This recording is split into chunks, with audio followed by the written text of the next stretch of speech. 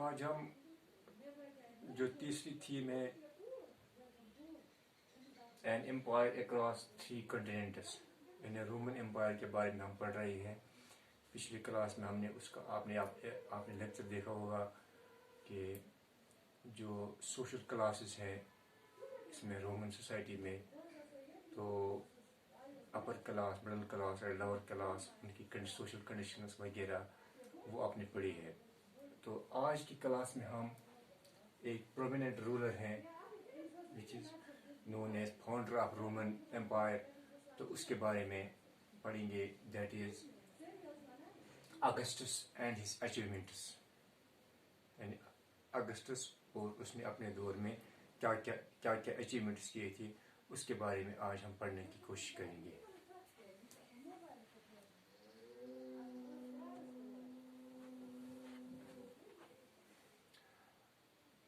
आपको ये पता होना चाहिए जो रोमन एम्पायर है इट वाज रिपब्लिक। और रिपब्लिक के बारे में आपको ये पता होना चाहिए, रिपब्लिक गवर्नमेंट हुकूमत उसको बोलते हैं जिसको लोग तय करते हैं, जिसको लोग चुनते हैं, अपने रूलर्स को खुद चुनते हैं, खुद इलेक्ट करते हैं और वही इलेक्ट होने के बाद उसको रूल करते हैं जिनको उन्हें इलेक्ट किया होता है। We call it as Republican form of government. तो असल में ये 509 BC 509 BC में ये रिपब्लिकन ये बन गया था रोमन एम्पायर। यानी 509 BC में ये रिपब्लिक बन गया था। उसके बाद साल गुजरते गए और कुछ सेंचुरी आ गई। जब हम AD में पहुंचते हैं, जब CE में हम पहुंचते हैं, तो उस वक्त हम जब देखते हैं तो इसकी जो कंडीशन थी वो कंडीशन ऐसी थी, ये अब नाम की रिपब्लिक रह गई थी। ये जो रोमन एम्पायर थी अब ये नाम की, there was anarchy, there was violence, हर जगह, हर शोबे में, हर चीज़ में, एडमिनिस्ट्रेशन में, इकोनॉमी में, हर शोबे में क्या हुआ था, वहाँ पर अफरा तफरी थी, वहाँ पर इसका रिपब्लिकन का नाम ही था। बेसिकली कोई रिपब्लिकन फॉर्म ऑफ गवर्नमेंट नहीं थी। तो उसी असना में, उसी दौरान में उनका एक लीडर जिसका नाम था ऑक्टोवन, वो बादशाह बनता है और वो उसमें था son of Julius Cesare. Julius Cesare बहुत एक मशहूर रोमन रूलर है। This Octavian was the son of Julius Cesare. तो जब ये हुकूमत संभालता है तो ये क्या करता है, ये इस रिपब्लिकन फॉर्म ऑफ गवर्नमेंट को ख़त्म करता है। ही इंडियड this 500 long republican form of government and made this Roman Empire made this Roman Empire and हम कह सकते हैं डिक्टेटरशिप उसने ये स्टार्ट की और इसको रोमन एम्पायर को ख़त्म करके डिक्टेटरशिप स्टार्ट की और खुद उसका बादशाह बन बैठा। और उसने फिर अपना जो उसका नाम रखा, वो इसने नाम रखा अगस्टस। दैट मीन्स वो जो बादशाह बन गया वो बन गया in the name of Augustus. Octavian, his basic name was actually Octavian.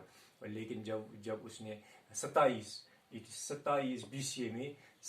BC में जब उसने ये रिपब्लिकन फॉर्म गवर्नमेंट को ख़त्म किया, तो उस वक्त वो जो था वो उसने अपना नाम रखा था अगस्टस। तो इस तरह से आप कह सकते हैं कि आज का मॉडर्न ये जो रोमन फिर एम्पायर बन गई, तो उसका फाउंडर जो है वो अगस्टस है, और we can called as Octavian the son of Julius Cesare. तो उसके बाद इसने जब ये फाउंड किया तो इसने कुछ रिफॉर्म्स किया। आपको उसमें वही सिलेबस में है, अगर आप अपनी सिलेबस की किताब देखोगे, टेक्स्ट की देखोगे, पेज नंबर 60 या 61, 62 में आप देखोगे उसकी कुछ रिफॉर्म्स आपसे कल जब पूछा जाएगा एग्जाम में, तो वहाँ पर आपको उसकी कैरियर के बारे में थोड़ा पूछा जाएगा and his reforms, what he did in the field of reforms. तो उसमें सबसे बड़ी रिफॉर्म थी रिफॉर्म्स इन सेनेट। सेनेट उनकी जो थी वो एक इलेक्टेड बॉडी उनकी थी, उसमें से जो लोग आते थे वो इलेक्ट होके आते थे। जैसे आज हम हिंदुस्तान में बोलते हैं पार्लियामेंट, तो उसी जो वो पार्लियामेंट जैसी एक बॉडी थी, उसकी जो तादाद थी वो तकरीबन 1000 1000 اس میں منتخب ہو کے لوگ آتے تھے، الیکٹ ہو کے لوگ آتے تھے، تقریباً 1000 ان کی تعداد تھی. دین اٹ واز ریڈیوسڈ، یہ آہستہ آہستہ آہستہ آہستہ آہستہ کم کی گئی. اس نے اس کو 600 تک لایا. مگر ان 600 کو کیا کیا اس نے ان کو آنےسٹ رکھا. اس نے کوشش کی جو یہاں منتخب آئیں گے، جو سینٹ کے ممبرز بنیں گے، وہ آنےسٹ ہونے چاہیے. They should be honest and dedicated ones. تو تعداد تو کم کی، سٹرنگ تو کم کی، مگر جو رکھے یہ آنےسٹ ہونے چاہیے. دوسری بات اس نے کیا کیا، اس نے اس سینٹ کو فل پاورز دے دیے. He gave respect and full powers to the senate. He himself called as first citizen. اس نے جو اپنا نام رکھا پرنسپ. اس نے کیا رکھا، اس نے اپنا نام پرنسپ رکھا، یعنی دیٹ مینس فرسٹ سٹیزن. اس نے کچھ خاص کوئی اپنا بادشاہ کا نام، وہ ڈکٹیٹر کا نام کچھ نہیں رکھا، بلکہ اس نے کہا I am the first citizen of this Roman empire and included himself in the senate. اور جو سینٹ کے باقی ممبرس تھے ان کو فل سپورٹ دیا، فل ریسپیکٹ دیا، فل ریگارڈ دیا. اس طرح سے سینٹ کو اس نے ایک مضبوط باڈی بنائی. اس نے ان کو فل سپورٹ بھی دیا، ریسپیکٹ بھی دیا، پاورز بھی دیا اور لیجیٹیمیسی بھی دیا. ایک بات. دوسری بات اس نے کیا کیا، آرمی ریفارمز. جو آرمی تھی، آرمی جو اصل میں جو ہم جس کی ہم رومن ریپبلک کی بات کرتے ہیں، تو وہاں جو آرمی تھی it was the king maker. یہ جو بادشاہ بننا یا بادشاہ کو گرانا، یہ سب کچھ جو تھا it was in the hands of the army. تو اس لیے آرمی کا جذبہ تو جو بن گیا تھا وہ ایسا ہی بن گیا تھا کہ جو کمزور ہوگا اس کو گرانا ہے، کسی کو سپورٹ کرنا ہے، وہ یہی. تو اس نے کیا کیا، اس نے اس کی فرسٹ پارٹ، اس نے اس کی تعداد ہی کم کر دی. جو 6 lakh the number of the strength of Roman army was 6 lakh. اس نے اس کو ریڈیوس کیا اور لایا 3 لیک تک. 3 لیک تک اس کی جو تعداد اس نے لائی وہ 3 لیک تک آئی. اور دوسری بات اس نے یہ کیا کہ every person has to serve in the army for 25 years. یہ اس نے وہاں پر یونیورسل رول رکھا کہ ہر ایک کو 25 سال وہاں پر کام کرنا ہے. اور اس کے ساتھ اس نے کیا کیا، اس نے آنےسٹ اور ٹروتھ ورتھی لوگوں کو اس میں آرمی میں لایا. اس کے علاوہ اس نے ایک گارڈ بنایا، پریٹورین گارڈ. اس کو پریٹورین گارڈ بولتے ہیں. پریٹورین گارڈ وہ کیا تھا، وہ رائل گارڈ تھا. یعنی گارڈ جو ہوتے ہیں نا، GUARD گارڈ، یعنی محافظ، کسی کی حفاظت کرنا. وہ جو اس نے وہ پریٹورین گارڈ بنایا. اس نے 9000 کا ایک پریٹورین گارڈ بنایا. 9000 کی تعداد میں اس نے ایک خصوصی دستہ، خصوصی فوج کا ایک دستہ بنایا جو اس کی حفاظت کرتے تھے. جو اس کی حفاظت، جو بادشاہ کی، جو اس کی جو یہ کیا بولتے اگسٹس تھا، تو وہ اگسٹس کی حفاظت کرتے تھے. تو اس رائل فیملی وغیرہ اس کی حفاظت کے لیے اس نے یہ پریٹورین گارڈ بنایا. یہ ایک خاص چیز وہاں تھی. ان کا کام یہی تھا کہ بادشاہ کی حفاظت کرنا. اس لیے کسی کو خیال ہوگا کہ ہم ریوولٹ کریں گے، بادشاہ کو گرائیں گے وغیرہ، تو اس کے چانسز اس سے ریڈیوس ہو گئی. اس کے بعد ہم دیکھتے ہیں کہ پروونشل ریفارمز. جو پروونسز وہاں تھی، جو الگ الگ سٹیٹس تھی، پروونسز تھی، تو ان میں سے اس نے بھی ریفارمز کر دیے. تو اس نے کیا کیا، جو پروونشل گورنرز تھے ان کو 1 سال کا موقع دیا جاتا تھا. They had to serve 1 year in the province as governors. اس نے اس کو انکریز کیا ٹو 3 years. 3 سال تک وہ لے گیا.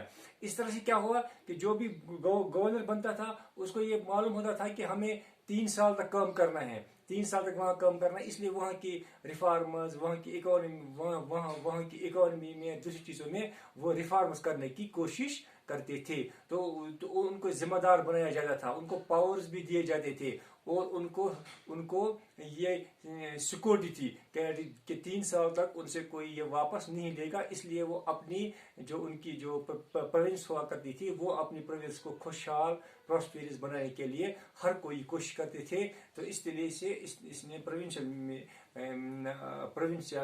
ایڈمنسٹریشن میں بھی بہت ہی اچھے ریفارمز کیے. اس کے بعد ہم دیکھتے ہیں اکانومک ریفارمز. تو اکانومی کی طرف اس نے بہت اچھی توجہ دے دی. تو اس نے کیا کیا کہ اس نے جب پیس اور امن آ گیا، میں نے آپ کو بولا اس سے پہلے کیا تھا، وہاں پر افراتفری تھی وغیرہ وہ چیزیں تھی. کیونکہ آپ کو پتا ہوگا کہ اکانومی کے لیے for the economic development of a nation, of a state,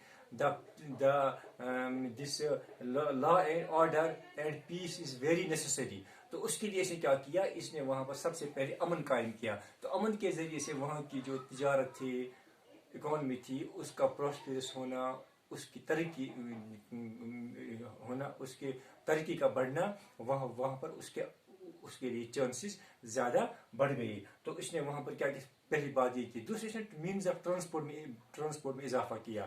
means of transport میں ہے روڈ کنیکٹیوٹی وغیرہ, اس میں اضافہ کیا اور روڈ اس کو سیف بنایا گیا. اور تیسری بات اس نے یہ کی, اس نے ٹیکسز کو کم کیا. اس طرح سے لوگ زیادہ سے زیادہ تجارت کی طرف مائل ہو گئی, اور اس طرح سے یہ اس وقت ایکسپورٹ کرنے والی ایک اسٹیٹ بن گئی. اس کے بعد art and literature. Art and literature میں بھی اس کے دور میں زبردست ترقی ہو گئی. آپ دیکھتے ہیں اس وقت کے جو مشہور تعمیرات ہیں وہ آج بھی وہاں کچھ تعمیرات موجود ہیں اور مشہور ہے. اور اس نے تعمیرات میں ایک چیز کا اضافہ کیا, ہی ریپلیسڈ سٹون ریڈ سٹون وغیرہ اس نے چینج کیا اس کو, اور اس میں سے ماربل یوز کیا. First ruler that introduced marble in construction work. اس نے پہلا کام یہ کیا, ماربل کو یوز کیا. اور ماربل کے ٹیمپلز بڑے بڑے وہ پیلسز آج بھی وہاں موجود ہیں. اور اس کے دور میں بڑے بڑے لوگ جو لٹریری فگرز ہیں وہ اس میں رومن امپائر میں موجود ہیں. جیسے لیوی, گریٹسٹ ہسٹورین, جس نے ہسٹری آف رومن امپائر تیار کی ہے, تو وہ بھی اسی دور میں رہا. اس کا نام لیوی تھا. Virgil greatest poet, Virgil was the greatest poet of Rome, تو وہ بھی اسی دوران اسی کے زمانے میں وہ بھی زندہ رہا. اور اسی طرح سے ہوریس ایک اور بڑا پوئٹ تھا, وہ بھی اس طرح سے آرٹ لٹریچر جو تھا تو اس کے شعبے میں بھی ترقی ہوگی. اس طرح سے among the many great rulers of Roman Empire, وہ جب سے ڈکٹیٹرشپ آ گیا وہ زمانہ تھا, یا اس سے پہلے کا جو زمانہ تھا جس میں ہم دیکھتے ہیں رومن امپائر, ان سب بادشاہوں میں, ان سب رولرز میں اگر کسی کا نام پرومیننٹ کوئی فگر ہے, وہ وہاں پر اگسٹس اور اکٹوبر دکھائی دیتا ہے.